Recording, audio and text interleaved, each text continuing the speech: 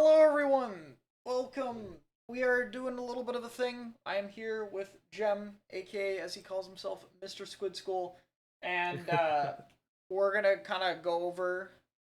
He did a video on why he doesn't like zones only rule sets. I want to talk a little bit about it and give my thoughts on that and stuff because right now I'm leaning more towards zones. I've kind of like flopped between all sides before, and I want to talk about it a bit because I think there's some discussion to be had about it. So we're just gonna kind of go through, go to a point and talk about it. And yeah, yeah, I don't know. That's it. So, all right. Let me. I did not It's test coming the through audio for pretty this. loud on my end. I turned it down a ton. It should be okay Popped now. up on Twitter Okay. yesterday about the idea Probably of this is moving good. to Splat zones only tournament formats. Who knows? I'll say up front that I don't like the idea as a competitive player, nor do I this. think it This would be seems conducive to the growth of the game. In the original tweet by Gray of Alliance Rogue, he says, quote, I did "I've another been stream talking advocating with for Gray on Splat this zones too. only for years, other people for even longer, Oh, Curious but I to see have that yet at to some hear point. anyone genuinely say something You cut off. I'll have to go and check that out because I haven't seen it. Oh, it was a while good ago. about TCRM Oh, okay. or CB. I'm no top It player. wasn't, maybe like, it's not on really stream, my it was just opinion in he's my interested chat. in hearing, but I'm going to say some good things about. And tower what I control, just said was Rainmaker, and probably Flamelets, one of the as most well as some- important things here, which is I am not a top player, so maybe it's not my opinion that he's interested in hearing. Yeah. Like that I is a have really no important idea. disclaimer that I just want to put out there because it may be that at a Also- top level it feels different than it does for me as a mid-level player. Hold on, important thing to bring up this discussion though. Use light mode on Twitter, Yes. really? Yes, I do. So disappointed in you. some things I don't like about Splat zones, and a few other miscellaneous reasons why I don't like the proposal. We'll start with zones. Zones is the only mode in the game where the objective doesn't move, with the exception, I guess, of Bloof and Depot. Cool idea the way it moves there, but it's hard to be enthusiastic given the map that it's on. Hey, Bluefin got 2 votes out of 22. It's not... I love the moving zone on Bluefin. I mean, I don't think there's too much to say. It is like a static objective. I think my issues come when like people take the static objective argument to mean, okay, nobody has to walk out of the middle of the map. Like that's something I saw a lot. Yeah.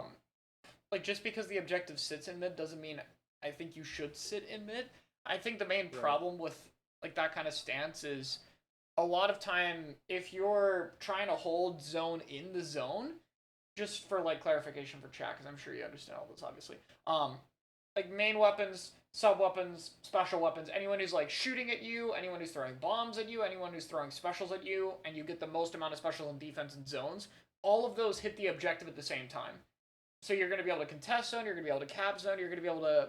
Everything you throw at the enemy team is also hitting the objective. It's like the same reason a booyah bomb on the guy on tower is also like a bit more powerful than just throwing it at a random guy on the map, because it also does the objective. So in zones, ideally at higher level plays, everyone tries to hold ahead of the zone on some area. You generally try to push a little bit further ahead of it for that reason, so that specials are used on you and you have the option to back off or engage, and even then it doesn't affect the objective and they have to kind of use them to get further ahead. Just to get that part out of the way.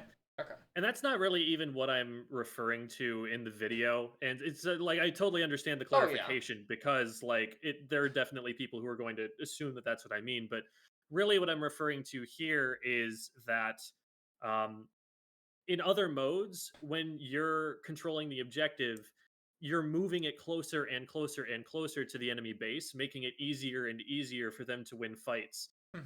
Whereas in zones, if anything, like the closer and closer you get to KOing, the more it snowballs out of control because now you've got to get, if they've got control right inside your base, if they're spawn camping you, now you have to win a fight against them, but then you still have to push all the way out into mid, at which point they're probably going to be able to fight you again before you get to the zone.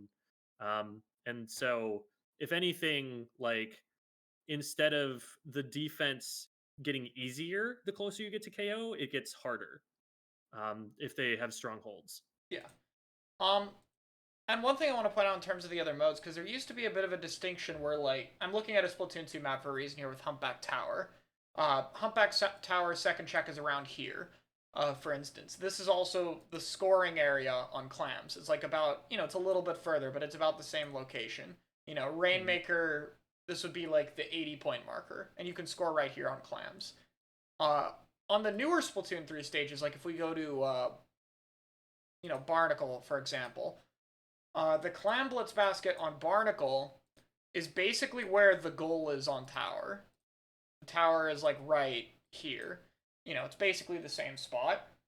One small change that, or not small, I guess, but one change Splatoon 3 made to clams that I'll talk about more when you get to clams, as in terms of like why I like or dislike this, is the basket is now basically where the third check or goal would be on Tower and Rain. So clams used to be this in the middle of zones and the other modes of where you would have to push ahead, but only like this much, for instance. Now, like, Clam Blitz Barnacle, you push into this area. Basically where you would go for the other modes. So compared to it, I would say, like, yeah, that's more, your point is relevant there because, like, even compared to Splatoon 2, Zones is even more stationary than the other modes because they made Clam Blitz a lot more of an effort to get to the enemy basket. They made it further away, which, we can talk about that later, but I think that's also, like, worth mentioning. Okay. For sure. All right. Since the objective doesn't move, it's more difficult to neutralize the objective than in any other mode. Because in other modes, the scoring team necessarily moves into more and more disadvantageous positions as they get closer to KOing. This should never have been allowed. What do you mean, the the play Rainmaker that I'm grab making there? in the video? Dude, everything in Inkblot Rainmaker is cursed. I don't know if you played this. This should be me insta-dying, and instead it's a double kill. Puts the scoring team at... Oh, I love Rainmaker. So, the idea that zones is like the hardest one. I guess this, like, I know this didn't mean stalling per se, but more like in the other modes it's really hard to like the enemy team is pushing in and so it's really hard to defend.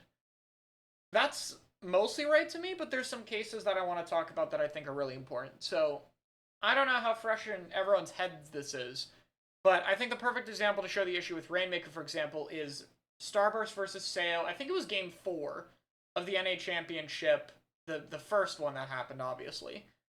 And Starburst pushed to, like, they got to, like, 10 or something over here. It might have been even less on this map. And they basically just kept the rain in this area for the rest of the game. And the reason they kept the rain there is because it really restricts the enemy team in terms of where you can go. It's really hard because this whole area is hard to push into. You have grates, one-way drops, uninkable surfaces. You can't climb this. So it's really hard to commit to push the Rainmaker, and they would just camp the rain here because they already have a good lead. Even on the good maps, there's an example of that of, like, Humpback, where people camp the rain over here. So that, because, the only real way to push in this map is this way. You can't really push the other way. It's a fake route. So when you camp it here, they have to run all the way around. So grass on Inkblot, and, there are a bunch of stalling locations like that. Yeah, and then obviously there are worse maps like that we don't see in tournaments, but I'm just trying to go, like, even in the, like, this is probably the best Rainmaker map we have in this game. Like, one of the highest voted. I mean, the highest voted is Scorch, but I can pick apart Scorch worse than this. Even in these best maps, you don't have to push ahead as far as you do in zones, is my argument. You only, or you do, but you only have to do it once. Once I get the Rainmaker here one time, I don't have to go further, and most of the time it's better to stall.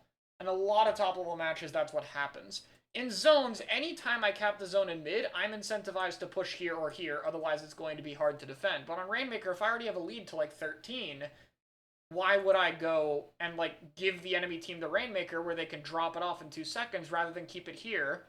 Which is, like, statistically, that's not much further away, but it's way safer to keep it there. I can buy way more time and resources before they push. That's the method of stalling for rain. Tower has tower stalling, which I think is even worse in terms of it, because now you can put the tower in the same kind of thing, like the same thing as Rainmaker, where you put the tower in this area, and yeah, the rest of the map opens up, but this is super easy to hold on. You have the spinners to cover you, you have a one-way drop that's tiny with, like, some parts uninkable for no reason. You can't do the rail jump, rest in peace. The early rail jump. So, and on top of that, because you have the tower, you get the special charge compared to the defending team, and you can just sit the Rainmaker over here. This is, like, the main reason we don't see TC Museum much anymore, is everyone just did this. And this was the 4th highest voted tower map in the game. Clam Blitz is the one that I don't... Yeah, this is 4th highest on the map poll. I can double check. I think that tower map is awful. Yeah, let's see. 2019... Well, I mean, after No, that's Rainmaker. After Haggle, Mako, and Blot, everything tanks off a clip because no one knows what to vote for. Like, I remember watching a few people who voted, and they were just like, what the fuck do I pick from my other two maps now? So, yeah, there's Museum there, and then Ship Shape and Ramen were the other two. so low, actually, but... Yeah, Manta's like, really popular casually from what I've heard when I did my map pull there. I think it got, like, 7th, like, out of the entire series. But, though, to be fair, that included the Splatoon 2 one. But, anyway, I think Tower and Rain, in this case, have points where, even though the objective goes into the enemy base, you don't have to actually push as far as in zones, and it's easier to camp. The mode I think is better than zones at it is clams, though. I think you can't really camp in clams because of how spread out the spawns are on clams. Makes it that it's a lot easier to get some form of the objective going and threaten the ability to push compared to zones where you have to control a specific area. So I would say, like, clams has a less stally, but I would make the argument that while Tower and Rain does, like, have the you have to push into their base, because you only have to do that one time if you get a really good lead, I think it's arguably just as bad, if not worse, than zones. I would say Tower is worse. Rain probably depends on the map. But that's my... It's interesting that you say Tower is worse, because I'm thinking, like, with Tower and Rain, like, if you're gonna Rain, you can kind of just keep it in the shield, but Tower, like, you actually have to physically get up on the tower. Yeah. So that means that there is going to be one player who's engaged in doing that, and, like, their position is going to be known, and so that seems like something where, like, in zones, you're never being revealed. You're never, like, they don't get wall hacks on you, and in Tower, if someone's going to be doing that on any kind of regular basis, that's going to be happening. But maybe the rotations are strong enough on, like, a top level team that doesn't make as big of a difference as I think it would. I mean, my reason for Tower is just the special advantage. It doesn't have to do with the rotations at all. Rainmaker and Tower both camp in similar ways. It's just Tower, you also have more special than defending team, so there's a lot less stuff being thrown at you, even if they know where you are. You just don't have to deal with as much stuff. As in Rainmaker, they still... If you're stalling the Rain in the corner, you're still giving the enemy team special. And on one hand, it's even worse, because you have the Rainmaker who isn't getting a special, whereas the guy on Tower actually is, and getting it faster for everyone. So I think that's why I would say Tower's more. You could make the argument because Rainmaker, like, even when you kill it, you have to, like, pop the shield, and then you have a movement penalty, could be worse. But then the Tower is the same thing, where, like, even when you do stop the stall, it has to slowly go all the way back here before your push begins. So, you know, either way it goes, but that would be my point for that. Okay. Yeah, for sure. Alright. The least of a disadvantage. Scoring players don't have their positions revealed and aren't slowed down or put in difficult positions while they're scoring unless the enemy team can reach the zone first. This is also why I like Clams a little bit more in this regard too, because Clams still does reveal people if you prepare for a push. So, like, this same point, it's another one where this is why I like Clams. It's like, once you get to a certain extent forward in zones, like, it's just kind of this feature of every other mode that the scoring player is at a disadvantage. Like, being on Tower, you get special advantage, but also you're on this tiny little strip of land and you have to drop off to get away, so it's dangerous. And, like, Rainmaker, you revealed you've got the worst weapon in the game. Clam Blitz, at least they get wall hacks on you. But in zones, once they're past the zone, you just don't know where anybody on the enemy team is. They're not slowed down. They don't have a worse weapon. Like, there's not really anything stopping them from being just as strong fighting in your base as they would fighting anywhere else on the map. Yeah, I mean, I really think it's basically just the special advantage and the ease of contesting, like, a lot of the zones in the game, which is why I don't like maps with, like, 2 big zones. Eeltail would be the example where it's, like, impossible to stall the Eeltail zone. Like, Hagglefish, for example, you can retake and force people to turn around and paint it at the same time. I think that kind of helps a lot for zones, but it's another map-dependent thing, really, where some zones maps don't do this, so if you can't contest the zone easy enough, it's a problem. Of course, you can contest it too much, and that's a problem as well, but I think there's a factor of, like, zone sizes that matter a lot to me. Like, can I throw something at the zone and force people to reveal themselves to go back and paint it? Because that's the only way you can really find where people are in terms of the objective compared to the other modes. Because painting the zone is always, you know, if it's currently capped, and you start painting the zone, now everyone sees that the zone is being painted. So they at least know that there's someone there painting it. Yes. And that's something where it's like, yes, in a way, you do get revealed for playing the objective, but only on retake. Only when you don't currently control it and you're trying to get it back, which is the opposite of the way that it works in the for others. the defenders to have to then go deal with it. So it requires some investment from the attackers first, yeah. But that's where it's at. In comparison to, say, Rainmaker, Splat Zone's KOs happen pretty often and pretty quickly because of this. From a spectator's perspective, attention to the I end. find KOs in this mode to be particularly boring outcomes. I think the KOs part is fair. I don't really have much to say on this other than I think Rainmaker does have one part that is slightly worse, which is the same undertow scenario I talked about earlier, which is one team gets to 10 and then stalls for 4.5 minutes, basically. But I think outside of that, like, it's hard to argue that Zone's knockouts are, like, Zone's fast knockouts, at least, are one of the worst things to watch. Yeah. Tower can, in theory, have it snowball faster, but a lot of times the tower push does get stopped at the end, and it's just... Then the other team has a comeback factor, which sucks in-game, but for viewers is perfect. Like, that's entertaining for them. I will say, one set that I still remember to this day for whatever reason is I think it was the Riptide before Splatoon 3 came out. Oh, the one with an S2. F2N plus Leafy versus Starburst, right? Yes. That set was basically a test of the rushdown typical offense that you saw at the time versus like triple midline. It was like, if I'm remembering correctly, Jet Squelcher, Dually Squelchers, Rapid Blaster, and I think like a 96 or something. Yeah, it was really, really interesting. And I thought that was really cool. Like, as a spectator, that even though it was obvious that like Starburst's entire plan there was figure out some way in heck to get a lead, because how in the world, and then just hold it for the rest of the game. But the way that the comps were kind of opposite one another, the way that they were kind of opposite philosophies of how to play, made it really interesting, at least from my perspective. And maybe that's just the analyst brain going burr, but I think that like there are some ways in which, stalling out, playing for the defense can be entertaining. Yeah, I think it depends on the situation. I just think Tower and Rain leads to more of those situations where they're not. Also, sorry, stream, I remembered what the last thing was. It comes up later, but I did remember it finally. I knew it happened in the middle of this. Every other mode, you have to actively do something to KO. But in zones, you just have to prevent something from happening. Stall the enemy team. Waste time. From a play... I don't have any arguments against this, by the way, so...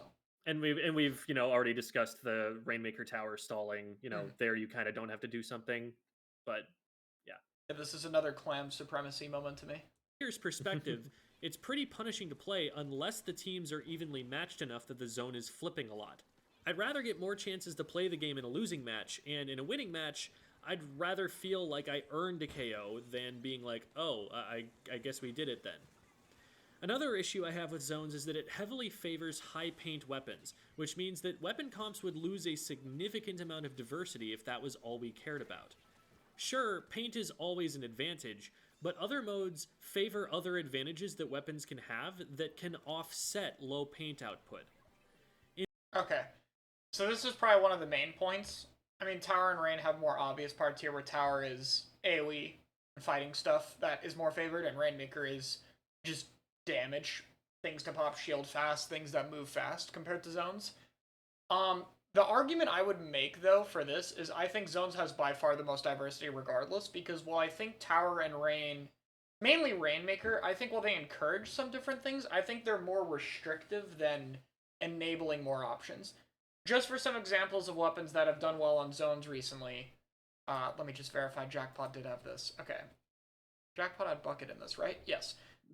Slosher is something we've seen primarily in zones winning tournaments recently, but other things we've seen winning in zones, and I don't have all of this on me right now, would be some of these in Japan, some of these in West, would be Tenebrellas, both of them, Range Blaster, Carbon Roller, and Vanilla Roller. Some of these were in multiple, like, grand final sets of like area cups and stuff. And a lot of these weapons that I listed are not painting weapons. Bucket's not a painting weapon. It has strike, which is why it's better in zones mainly, because strike is a lot more of a special there. But like range blaster and rollers are not stuff that people traditionally think is like zones weapons. But honestly, I would say those are like range is the second best mode, but I would say zones are, for example, the best mode for rollers. Or like Rainmaker would be what you would compete with.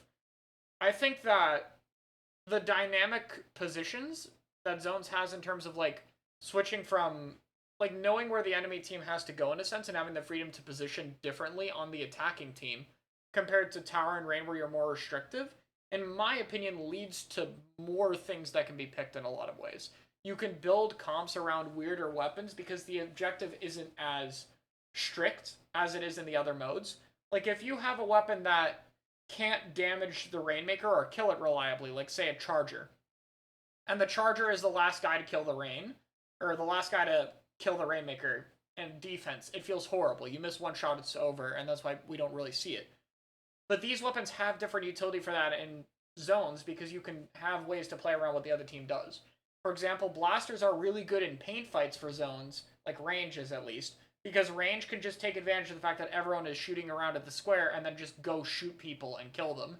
And then on holds, it can just play up under ledges and give you access to new positions. Rollers are very much the same thing, where you have to be careful when you go to contest zone because there could be a roller hiding. And like what you talked about earlier, because people don't have to reveal themselves, it allows more sharking weapons to have more advantages in this mode. I would say that paint still matters. I would say that paint still matters, don't get me wrong. But I think a lot of other things like area of effect, the ability to hit under ledge, sharking, range would be another one. Ranged weapons are more valuable in zones than any other mode.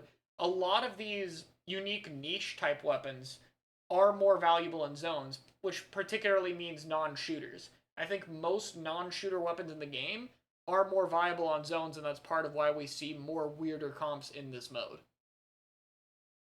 That is a good point that in zones, the objective is spread out more, where it's not like a single point. It's not like one person specifically who is the objective. And so that makes it so that those like really aim intensive weapons, for the extreme example, your H3s are going to have more of an impact here because it's not so much that they need to hit this one player as it is that they need to control this area on the map. Yeah, it's that kind of team-wide objective feature. Clams also kind of shares this in a way where, if you can't get this one guy with the clam, go for the easier target and you still take away clams from them, that kind of thing. But it's stronger here in this case. It's like there are times where you do really just need to hit that guy with the power clam.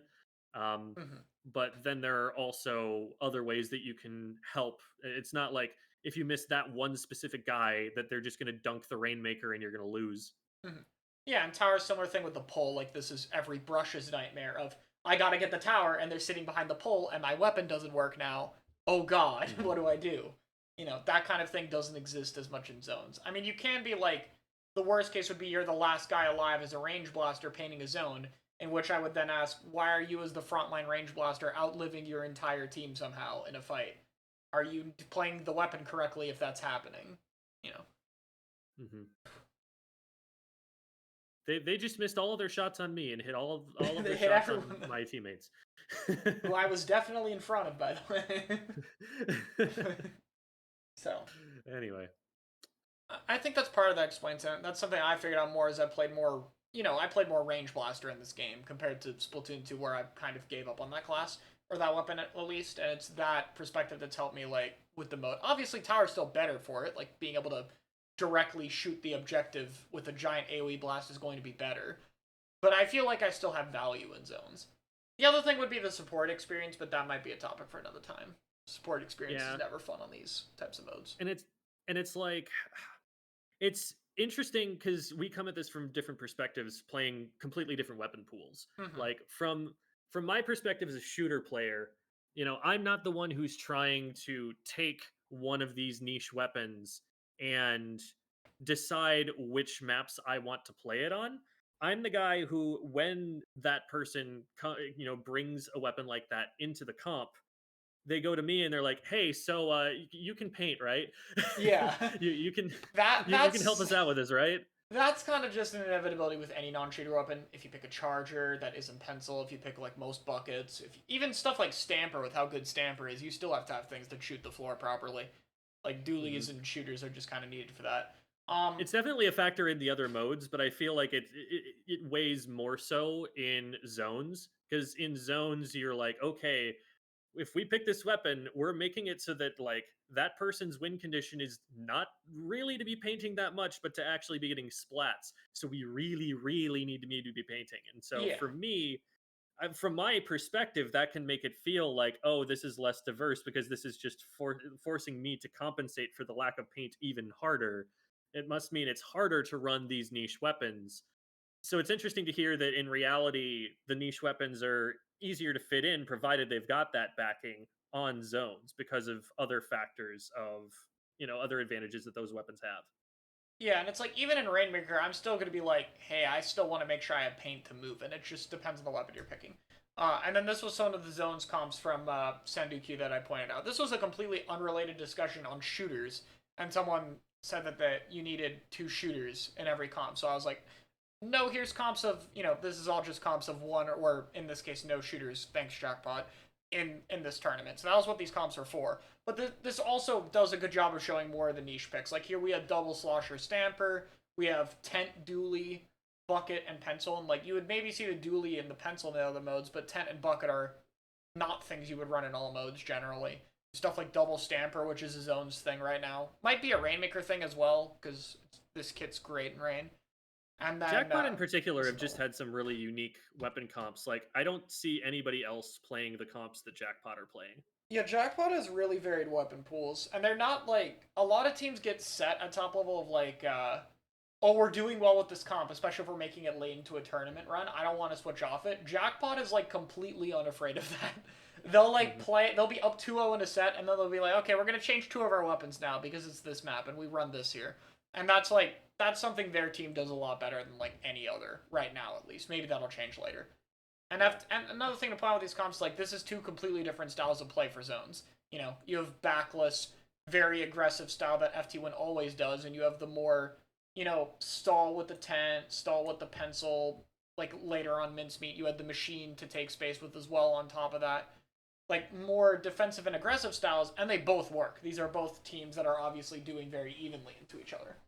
So I think it's worth talking about like the variety of playstyles that work in terms of, and this is also QR anchor too, which is another thing. Sometimes they did QR, and then here they're doing no QR, which isn't talked about as much, but this is triple QR, and this is 1 player.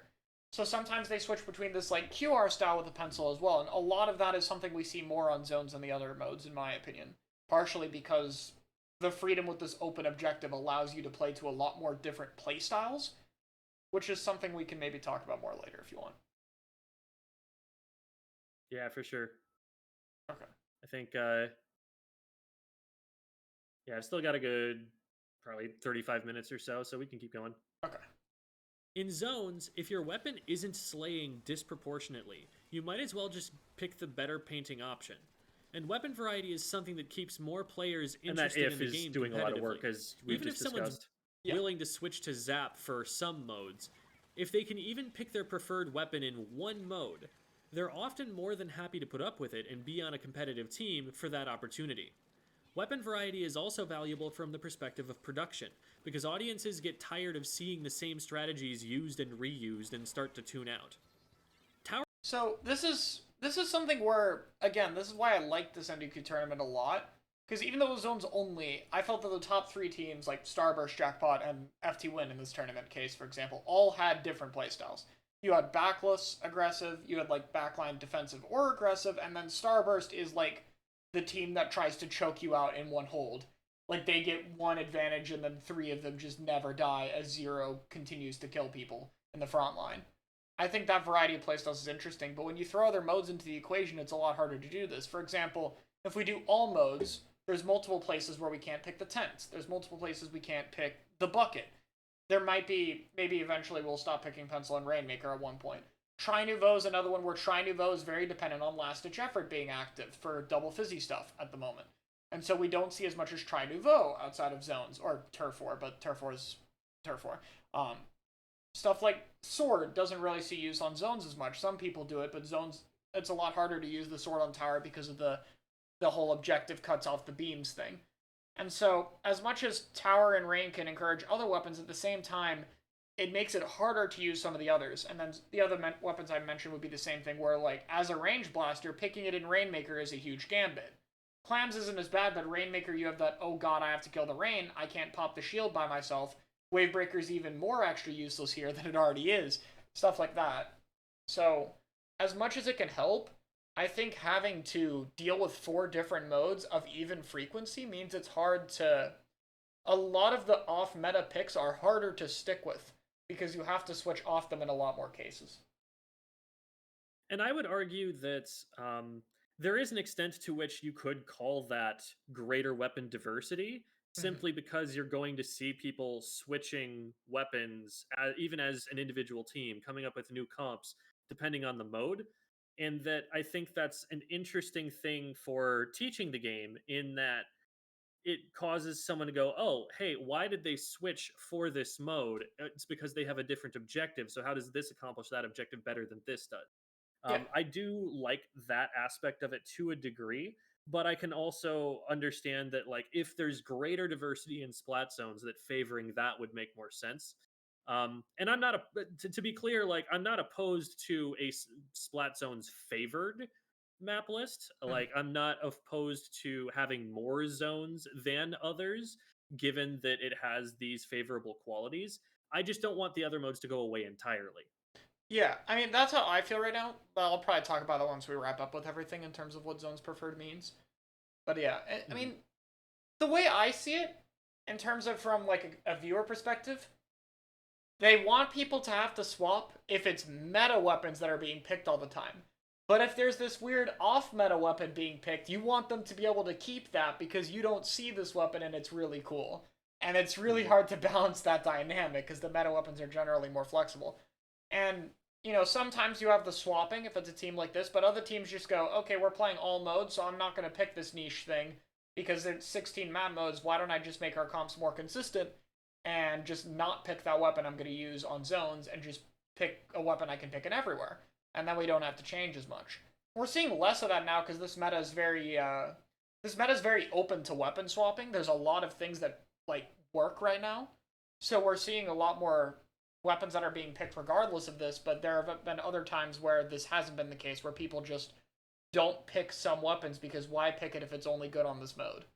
And that goes for other things that aren't zones either, like Sploosh is a good example where Sploosh is like a Rainmaker pick, but because we don't do Rainmaker only, how reasonable is it to have a player who's doing Sploosh for only Rainmaker and play around that when 3/4 of the time you're not going to play around that strategy? So we don't really see that's definitely something that my team just does. Like, we do have someone who plays Sploosh. We have someone who plays Brellas. We have we have a Reflux player. Like, oh, nice. we have every so often someone's just like, hey, let me cook. And it usually goes better than it would have otherwise. So my experience has not been personally that people will just say, nah, I'm just going to play shot instead. Like, it's not worth it to have this weapon. In my experience, it's been more the player sees an opportunity, like, hey, in this one map mode, I can do this. And so we just always play that map mode with that one strategy, which I think is kind of what Jackpot's doing, probably. Yeah, Jackpot probably like way more. They're probably like, every single time that they play this particular map mode, they're going to play this comp that they tailor-made for that map mode. Yeah, and that's why they're able to get away with it. On Mahi Zones is like the perfect example. Every time it's Mahi Zones, they pick Sorella 10. You always see it from them. They love that weapon on this map. So it kind of depends on the player. The good news is I think right now it's a lot easier to do that because there's a lot more things you can pick. But that, you know, depends on how much the meta changes, which so far, you know, not too bad. Okay. Yeah, it's a pretty good meta right now, which is helping alleviate any issues. Oh, what the hell? I just played it fast forward. We went zoomy. I don't know how I did that. Actually an incredible mode, one of my favorites now that Stingray isn't in the game. The tower path being hard-coded into the game forces players to play every part of the map around it, allowing the developers to turn areas of the map that would normally be irrelevant into areas you have to contend with. A well-drawn tower path forces some really complex decisions. My personal favorite was the near figure 8 path from Splatoon 2 Piranha Pit, where the objective line would double back on itself, forcing teams to rotate back and forth over the course of even just a single push, allowing for interesting rotation decisions that demanded good awareness of the game state. Okay, wait, I gotta go back to Pit. I need this Pit. So, this is also why I like Tower. Back in, like, late Splatoon 2, I was, like, a big Tower voucher, and it was exactly for stuff like this. Now, Pit Tower was not, like, picked a lot in 2 because people hated this part. This was Stingray Death Pit. You just wait for the tower to go here, you pop Ray, the guy on tower is going to die. And, like, that's why it wasn't seen as much. But I like Tower for this exact reason of you change what part of the maps is picked. So, like, the first half of Tower is all about this area, and then all of a sudden it switches to being about this part, and this ramp no longer matters.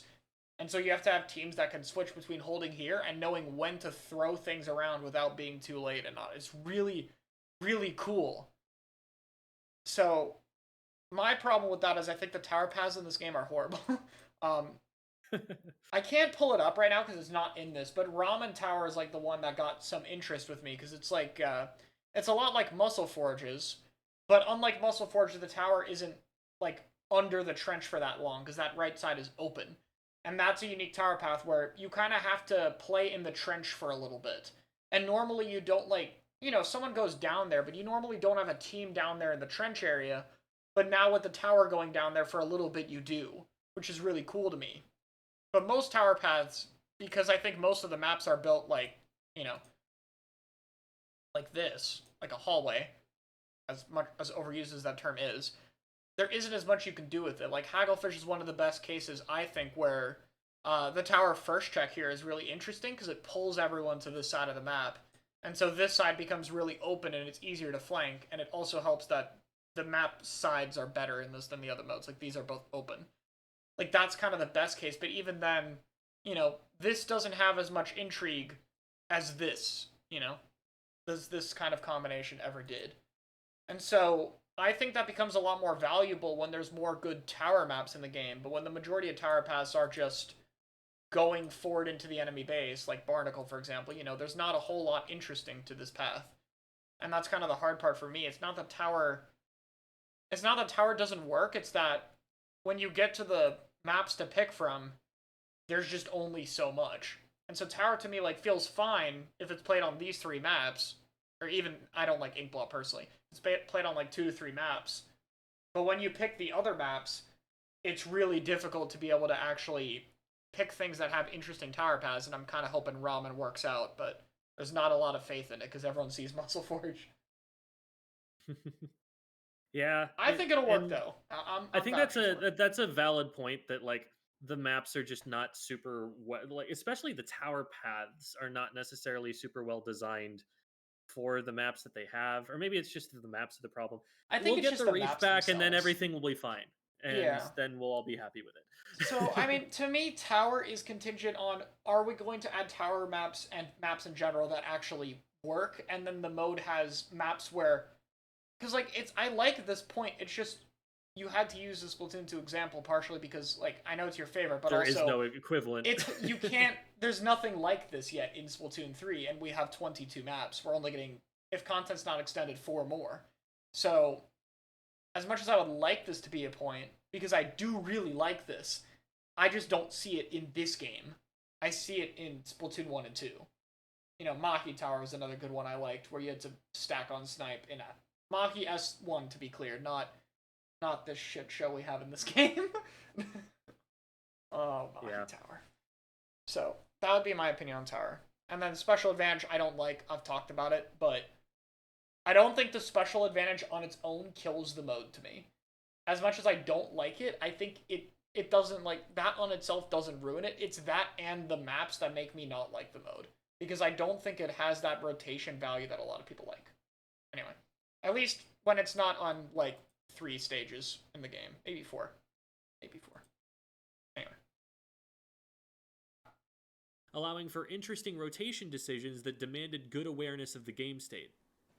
The shape of the tower makes it uniquely vulnerable to AoE weapons, meaning that niche weapons like, say, the Vanilla Blaster get a chance to be played there even at top level, which is a win for weapon diversity. Rainmaker is one of the... Got nothing to say for that. Yeah, Blaster sees way more use on Tower. True. The most fast-paced and exciting modes to watch, while nevertheless being relatively difficult to KO, even against a somewhat evenly matched team. It's arguably the single mode that does the most to feature Splatoon's unique movement mechanics. This made me think of, do you remember I think it was like a New York local land of the Rainmaker doing like 5 squid rolls up the Scorch ramp and everyone going crazy? Do you know what clip I'm talking about? Are they like dodging like inkjet shots or something? I think it might be jetpack, yeah. I'm just remembering like some Rainmaker player was just like spinning up the Scorch one. It like blew up on Twitter. There's another one on Brian that happened in an NA Open where like Zero squid rolled 2 things, I think, against, I think it was Ascension, that's even older. Yes, the gridlock one, Cactus. That's exactly what I'm talking about. Okay, yeah. So, see, someone in chat even knows what the clip I'm talking about. Which, like, I think 100% it has those, like, really cool moments that highlight the game because you have the objective with the movement abilities that you have in the game, and that allows more clutch plays because it's not just a player living, it's the objective getting points and stuff. There was another great example back from Splatoon 2 on Moray of, like, how you could ride the walls with the Rainmaker and like have these crazy like it's like the snipe wall, right? Like going on the wall to the left or something. Yeah, like going on the edge that doesn't face the opposing side, so you can just kind of, if you've painted that wall ahead of time, you can just swim up the wall and have cover the whole way up. That's so cool. I wish paintable walls were real. I remember Brian Water Zones just going out there being like, wait a minute, is the only paintable wall the block in mid? Is that the only one on the entire map? And just like looking throughout the map, like thoroughly trying to find a single other paintable wall. It's one more in some other modes, and that's it. Only one. It's the only one in the entire stage. Yeah, Brian was peak map design. I mean, outside of that, I've already talked about Rainmaker stalling earlier, so I don't have too much to say. That's kind of my main problem with the mode. That's the main thing most people tend to dislike about Rainmaker is how prone it is to stalling when you do get a good push. And the other thing I dislike in Rainmaker, which, like, you know, what's the most voted Rainmaker map? I think it's Scorch. Let me check. Oh, it's not Scorch. Thank God it's Undertow. But let's use Scorch for an example, because I already talked about Humpback. Like, Scorch Rainmaker, the obvious problem to me, which is I felt Rainmaker was more interesting when you could switch what paths you're going on, and that's not a thing. Like, there is a checkpoint here, but when have you ever seen anyone push this way? Like, in the past, like, 6 months. Yeah. Like, nobody does. If someone's doing that, it's because it was already halfway there, and that's the only reason it was faster. Yeah, and Undertow, even Undertow, like, Undertow has a breakaway route, but this is, like, situational. It's not really an alternate path. And it's also so split up that, like, you can't change between them as quickly. And that's kind of what I found interesting, like, if you remember Blackbelly ran in Splatoon 2, post-rework, obviously, not the fucking walls. I really liked how you could, because you would, like, go in this, I don't have a map of Blackbelly right now, but you would go to that middle area, like, you would push, and you could go, like, top right, you could do the little block that was there, you could go all the way around left side, and you could pick all of them, like, instantly. It was really easy to switch which one you were doing. And that is, like, part of what made Rain interesting to me, and I just don't... It's another thing where, while I think the objective has a lot of value, similar to Tower for what it can do well, the maps in this game don't lead to it doing well. A lot of them feel like Triggerfish, where, in theory, yes you have 2 options, but if you just sit in one spot, you can more easily rotate from one to the other as the defending team. So as long as they know how to defend, you're not really going to juke anybody with that, and it's just kind of going to end up being linear anyway. Yeah, exactly. It does feel... Triggerfish is the perfect example. Like, the closest one I liked... Like, the best choice to me in this game is, like, Crab-Leg, because I think because the defenders stand on the grates, you can kind of break away this way. But even then, like, if you're on the grates here, and then want to rotate, good luck. You know, it's kind of impossible to do that. And so, while like, this is the closest thing I have, but even then, it's just there's such a division between the amount of routes and how far they are in this game, and I just don't know why. I'm guessing it's something to do with they also put the checkpoints for this, but I don't know what part came first, but that's where I that's where I tend to have problems with this mode. And I think this also leads to stalling because, like, Humpback I don't think was as stally in S2 if Ray didn't exist. But now that this path is worse, because, you know, I can't even show all of it on screen. Like, you used to be able to climb the wall, like, right here. But now you have to jump across and go around this thing, and it's even longer now. So you know nobody's going to push it. Yeah, so now this spot is way better of a stalling spot than it was in S2. Because in S2 you still had to worry about someone going through this way, but now you don't really have to deal with it. And so that's where I find it also makes stalling in Rainmaker a lot stronger in this game, because there is just less choices. It's easier to find more stalling locations in this game. Okay. I don't know if you have anything else you want to say about Rain. No, yeah, we're good. Okay. That you can't just stand still and fire shots and hold ground to be able to hold a scoring position. You need to physically move forward quickly to earn points. Painting the feet of the Rainmaker is one of the most effective strategies for preventing its advance. It has the most fluid objective line, allowing the offensive team multiple options for accomplishing the same goal with the dual first checkpoints. It favors very fast-moving and fast-painting weapons, as well as weapons that do more damage to the Rainmaker shield, meaning that some niche picks like Sploosh, Dapples, and Bloblobber make more sense here than usual. I'm surprised you didn't mention Wiper and Splatana here. Actually, Reflux might be a thing that'd work here if they gave it a kit too. Because Reflux is the most I think damage. I'm still in the mode of thinking of both Wiper and Splatana as not niche picks. Yeah, actually, you're right. That's fair. Well, Wiper, I would say counts, but yeah, you're right. Standard's not niche. V Wiper especially is a little bit more niche. Okay. Apparently, Discord servers are having an outage right now, so it's a good thing we didn't do this in a server. Cool. But if we randomly disconnect from each other, that is probably what happened. Okay. All right. I'll keep that in mind. From a spectator's perspective, dunking the Rainmaker is really cool. It's so cool, Nintendo made it the way you defeat the final boss in Splatoon 2's story mode. I remember this because they also tell you how to jump during this, which is really, really funny. They tell you how to jump at the very end. You don't even need to press it, by the way. If you don't press it, you still do the same thing. Right, because you automatically jump off the rail when you Yeah, you auto-jump, so it's not even necessary. And I don't know why they tell you how to jump at the final level. Like, you've probably done it at that point. It's so funny that they tell you it. Splatoon 2 single player is so hilarious looking back. Clan Blitz has a mix of a lot of different advantages from other modes. Like in Rainmaker, you can advance in a variety of different ways, and unlike Rainmaker, anyone can play the objective at any time and do so equally well regardless of how well their weapon paints. We already kind of talked about this as well as, like, its same factor in zones as to why this is a good thing. But, like, I think Clams is more... I mean, you don't see it that much, but, like, toss a power clam to a guy and they score in the basket. Like, you have stuff like that that's more dynamic than zones in terms of really cool shit that can happen. Mm-hmm. And, like, this is basically a rehash of what I've already talked about in the anti-zones section. Yes. In Splat zones. The mode tests both your ability to push forward and secure space for a moving objective, like in Rainmaker or Tower Control, and your ability to hold space around the basket, like in Splat zones. It features a bunch of interesting tricks to facilitate scoring, like clam juggling and power clam super jumps that test the team's defense, but it's still best played with an honest whole team special push for maximum scoring impact, so it never feels too gimmicky, even when something like Crack and Cheese is occasionally in vogue. Okay, so let me talk about my problems with clams, because I have been like a Clam Blitz supporter for the longest time.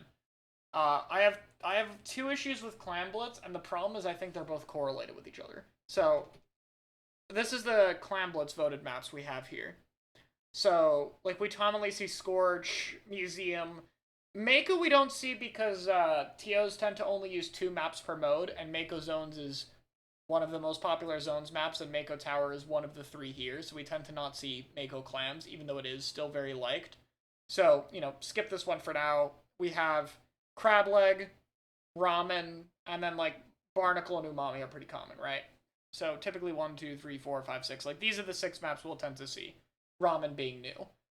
Alright, I'll talk about Ramen and Mako later, actually, but of these, Crab Leg, Barnacle, Umami, Museum, and Scorch all are huge Clam Blitz maps. Like, Barnacle's probably the best example of... I talked about earlier how far this basket is. And because of that, the second problem with this mode, which is Tack plus Kraken, comes into effect.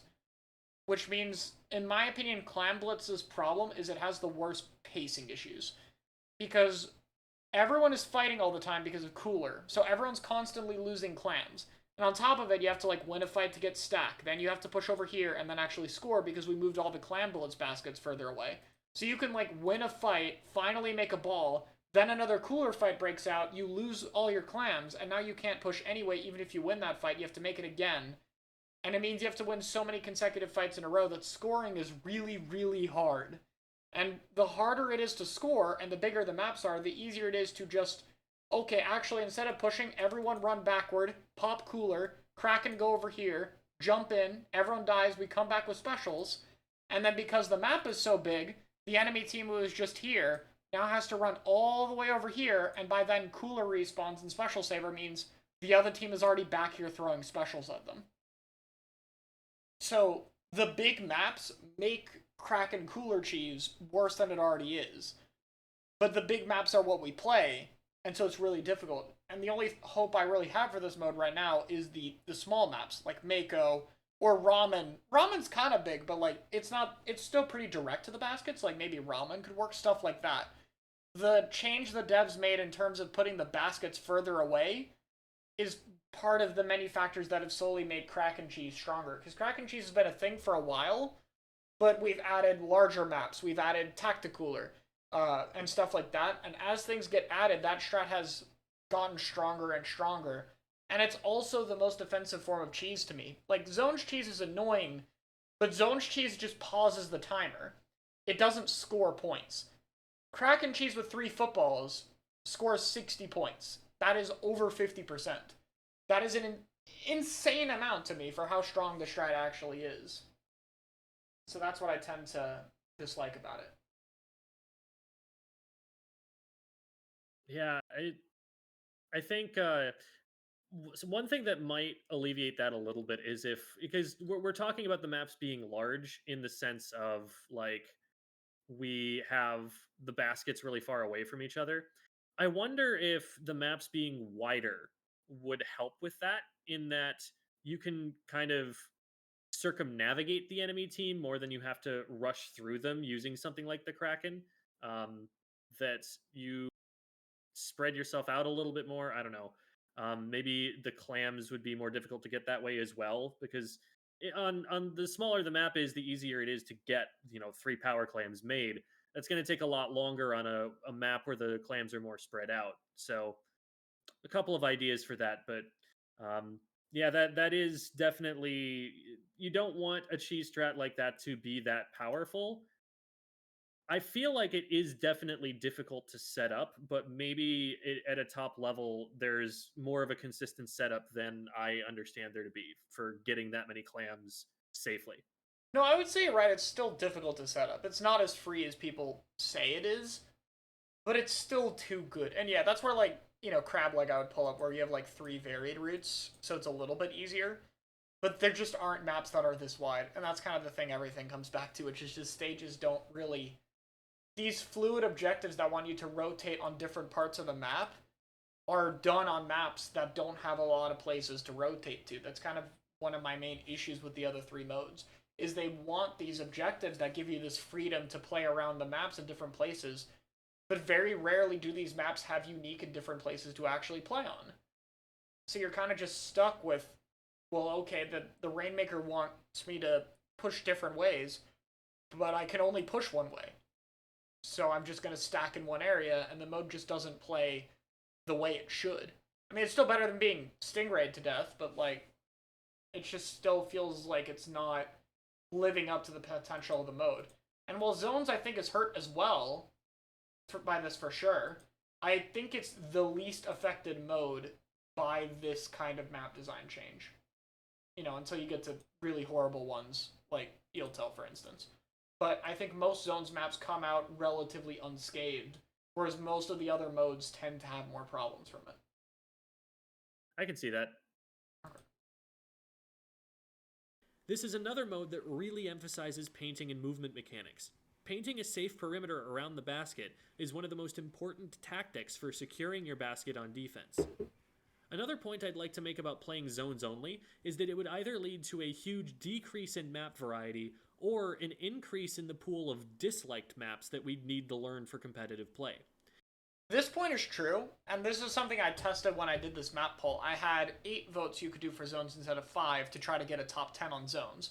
And if we go down that list, like 1, 2, 3, 4, 5, 6, 7, 8, 9. We get to 9 and it's relatively understandable. And then we get to number 10, and 10 is either Inkblot or Undertow zones. So it's like, we're not even halfway there, and we start to encounter a lot of horrible maps. Like Undertow and Blot are pretty bad. You go a bit lower, you get Brine Water. So you can have more zones maps that are pretty acceptable than the other modes, but there's still, you can't do it on like every map. That's my biggest issue with zones only formats in general, is we play it on every map, and I don't think we should. I think there are a lot of zones maps we should never see, but for whatever reason, zones only gets this treatment of not having a map list for some reason, and so we play all these really random garbage ones. And even if we limit it to like 10 or 12, there are still going to be a few bad ones that slip in there. It's an inevitable problem with it. So I agree, this is, even when we tried to include more options in this poll, it still became a point where weaker map modes were cropping up. So I think this is a big point against zones. Like Scorch, as I mentioned, that's the map that the announcement trailer was made on. Like, it's the first new one that we got, and we would never see it if we were going to do zones only. We would never. It is just not a map that is ever going to happen, because God, is that awful. I don't think we should see it on any mode, frankly. I don't like Scorch, but that's a point for another time. Anyway. For example, Scorch Gorge Zones is arguably the worst map mode in the I don't know why I said that when I was literally just about to make the same exact are very popular on that map. We'd either be locking ourselves into only ever playing an infuriatingly poorly designed version of the map, or just never seeing the first Splatoon 3 map we ever saw in the trailers in tournaments at all. From a production perspective, the variety of modes gives casters more to talk about, gives production folks more graphics to flex with, and gives the theory crafters and analysts more to puzzle over when the dust is settled and the replay codes are distributed. From a player perspective... Do you mention viewers here? I forget. Because viewers would also fall into this of, like, viewership would have to be something to think about. Would people watch... like the Sendiku tournament did well, but we haven't tested it enough to know if viewership would drop off if we did all modes compared to zones only.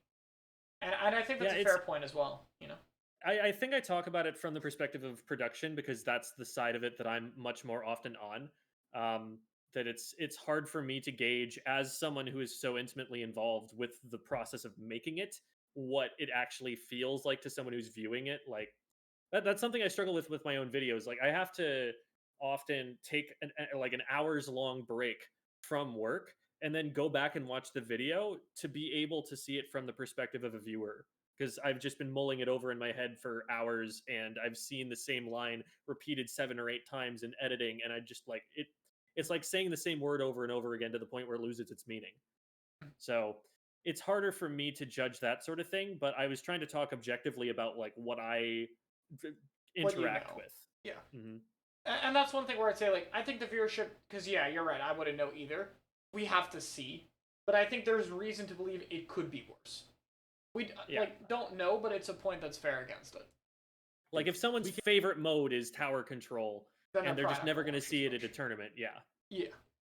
In favor Splat zones over the other modes if we agree that it's the best test of the team's abilities, but I do think that there are some abilities we value in teams that other modes test better than Splat zones does.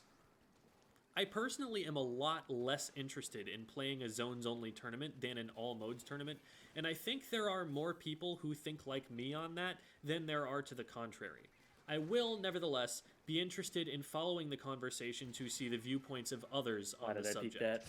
I knew they were there. That is scary, bro. That shit just moves, like, fast. Anyway, so the final point of this is also something I brought up in the poll, which is zones preferred.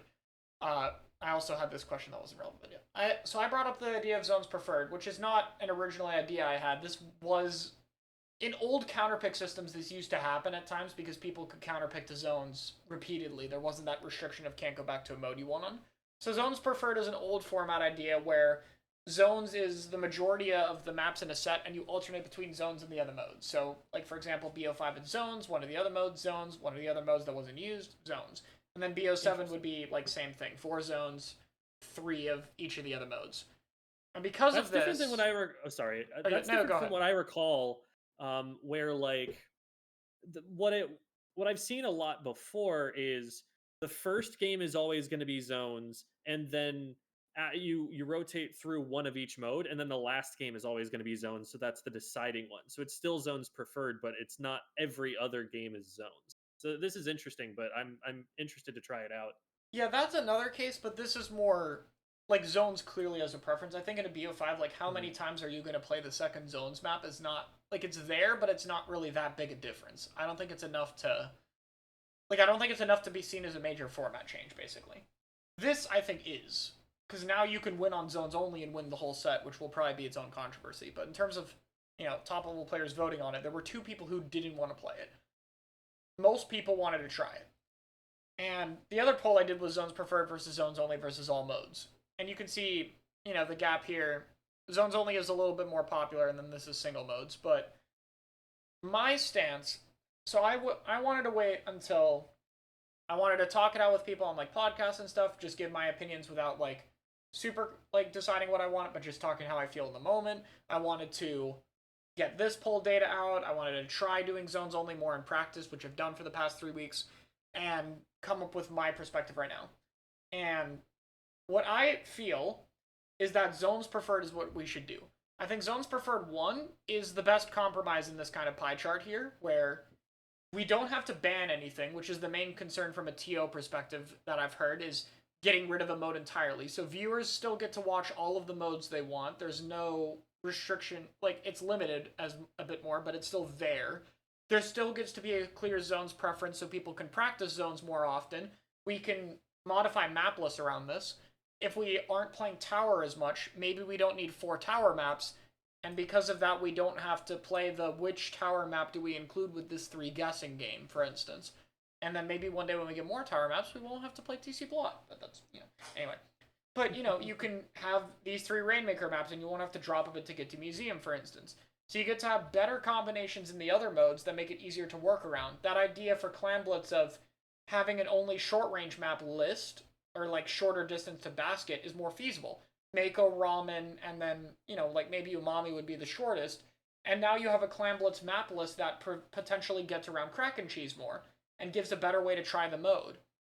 I think it like gives a chance for the other modes to be more interesting, and then Zones, which has more than 4 or 5 map modes that are good on, you can increase the amount. You could do like 6 Zones maps.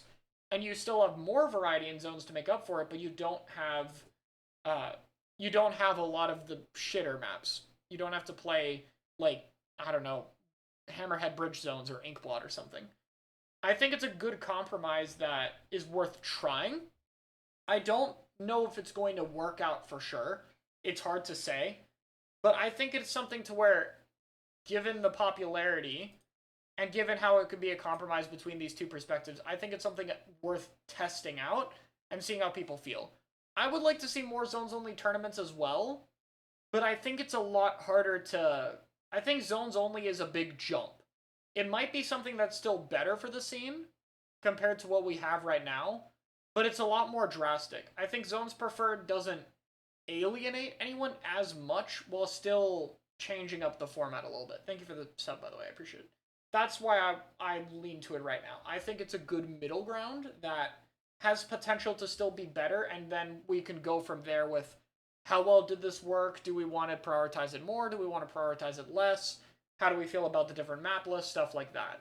And I like the idea to experiment with Clan Blitz maps, because I think Clan Blitz on shorter maps could still be very good personally. That's one thing I would really like to see, is how does Clan Blitz feel if you get rid of all these big maps that have enabled the strats we don't like. So that's my stance on it right now. I think that the other modes have enough merit to where I still understand why people would want to see them, and there's still enough downsides to where getting rid of them entirely would be very difficult. That's how I see it. Mm-hmm. I would definitely agree with just about everything you just said, that even if I end up not liking it ultimately, I am always, always, always in favor of the TOs trying it first before they write it off. Like, I want there to be tournaments that test this, like kind of mid-sized tournaments, the kinds of things that are getting top teams, but not necessarily like at the majors right away. Like run a couple of those and then see, like, maybe when LTC or whatever comes around, if we've been doing this for a couple months and been like, yeah, this is definitely the way we want to be going, then absolutely, just throw it in there for or whatever big online major. It's usually the online majors that get most of the top teams out these days, but whatever the big events are, like we want to have already tested these rule sets at least like on 2 or 3 big tournaments before we start applying them in the big ones. But this is the only way that we ever get that information. Like we won't know if people are going to like zones preferred or if it's going to be more fun until we've tried running them. So we want to run them first and see. And the thought behind it sounds really good to me. I like that we get a pretty big map variety despite there not being that many maps that are good for any one mode in this game. I like that it allows you to see some maps that you just wouldn't be able to see otherwise, that we still get a lot of like comp variety out of it, even if it is more zones, because zones is the most varied in terms of what comps are viable.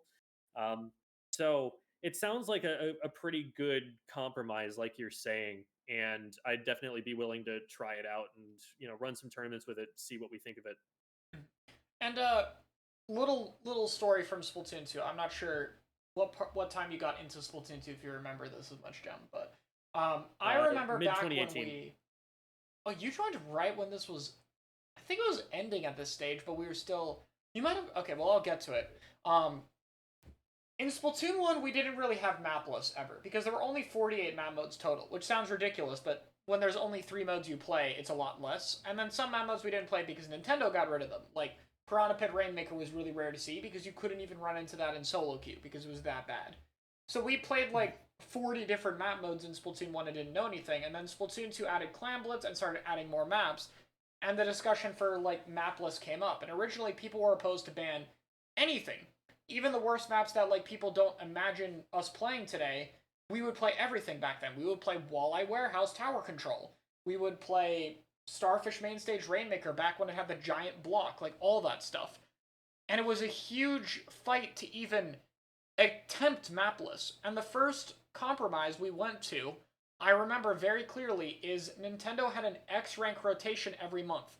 It was 8 maps per mode, and it would change every single month. And that was the first thing TOs started to use for tournaments. That was one of the first things we started to compromise on when it came to mapless. And eventually, we stopped doing that because obviously it's no point in learning 32 map modes if it's too many and then they change anyway. Eventually, we started having them getting smaller and smaller, and then in Splatoon 3, Ink TV ran a tournament, the Ink TV Resurgence League, where they stuck with a 12 map mode list. They had 3 maps per mode for 4 modes. And that was, like, they put their foot down on that. I was part of the discussion with Spoon before it happened of, like, no, we really want to do it this way. We want to try this format out. And while it didn't, it wasn't perfect, it led to tournaments having 4 maps per mode. That's kind of become the standard now. Pretty much every major is 4 maps per mode. And the only reason we got there is by experimenting and experimenting and experimenting. And sometimes we did too little, and sometimes we did too much. But it's ended up in the spot that we really like. I think it's time to do that with the modes. We have always just ran standard all modes without much preference to it over and over and over again and not found out what's better. And I don't know if zones only is perfect. I don't know if maybe we get rid of one of the modes for whatever reason. I don't know if we do zones. I don't know how many maps we do for the different map list preferences. But what I do know is that it would be nice to try it and see how it goes. And if it worked out in time with the maps that we do and creating better map lists, I think it will work out eventually with the modes as well to where we can find something better than what we have right now. Mm-hmm. And I think that over time, we may well find that we want to standardize more and more and regulate more and more in much the same way that like the Smash community did with stages and whatnot. Like it used to be that there were a lot more than 6 stages that were legal for a Melee tournament. And that is not the case anymore. And one of them is counterpick only. So it's like, as time goes on, we figure out what it is we do really value as a community, like what skills we want our players to demonstrate to know that they're the best versus, which say, crack and cheese, for example, is something that I think a lot of people would say, okay, if I have 3 teammates that all have power clams, it doesn't really matter how good at the game I am. I can press the Kraken button and go to the basket and give them all jumps. Like that's something that you could take a much less skilled player, put them on a top level team, and as long as they can stay alive long enough to get the Kraken, they can just kind of do that sort of thing. Granted that they wouldn't be able to play the rest of the game, but things where we're always at this negotiation as a community of what skills we want to see expressed in the game, of like what it is that we think is being the better player. And while we may end up in a situation with these rule sets where for a tournament or 2 or 3 we don't think that we're actually measuring what we should be, we won't know until we try. And so I'm still totally on board with trying, and I think that based on the conversations that I've been seeing and the reasoning we've been sharing, that probably does lead us in the direction of a healthier tournament map list situation, given that Nintendo is not going to go and fix all of the maps, because God, that would be the best solution. Yeah, I mean, if we get like another 2 stage reworks and then 4 new maps and they're all bangers, then this is a different discussion entirely, because it, who knows what that could look like. We're starting to get endgame. We start having to have this pragmatic discussion. We're gonna get another mirrored map. Right. It's like, in theory, I would love to say, oh, all of the modes can work. We just need the maps for them. And the problem is we just need the maps for them part. We're running out of those. We have 6 months left to put maps in the game. Hey, if we got ramen, so like it's not impossible. Right. Like, I think they have generally trended towards making better design decisions as the game has gone on. Like, I think that was also the case in Splatoon 2. Yeah, it was. Early Splatoon 2 maps were arguably even worse, but they reworked them a lot more than we have here, though, to be fair. Splatoon 2 had that's also true. A lot of map changes, because they kind of had to. I have to get going because I've got team practice coming up pretty soon. But thank you so much for having me on, Chara, and thanks for the discussion. It gave me a lot to think about, and might even end up making a second video on the subject to discuss the things that I feel like I've learned or heard from a different perspective. And we'll see how this kind of a format works, and hopefully it leads the community in a better direction. Yeah, thanks so much for coming on here. It was really fun to discuss this with you. For sure. All right. Catch you later, everyone. See ya. Bye, YouTube.